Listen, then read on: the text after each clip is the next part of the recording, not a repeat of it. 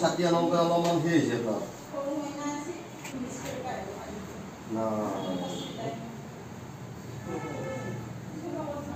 নাৰায়ণ নমস্কাৰ নৰ নৰোত্তম দেবী সৰস্বতী নমি প্ৰথম উত্তম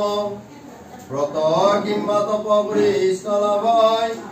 শুনিবৰ ইচ্ছা কৰো পোৱাম হয়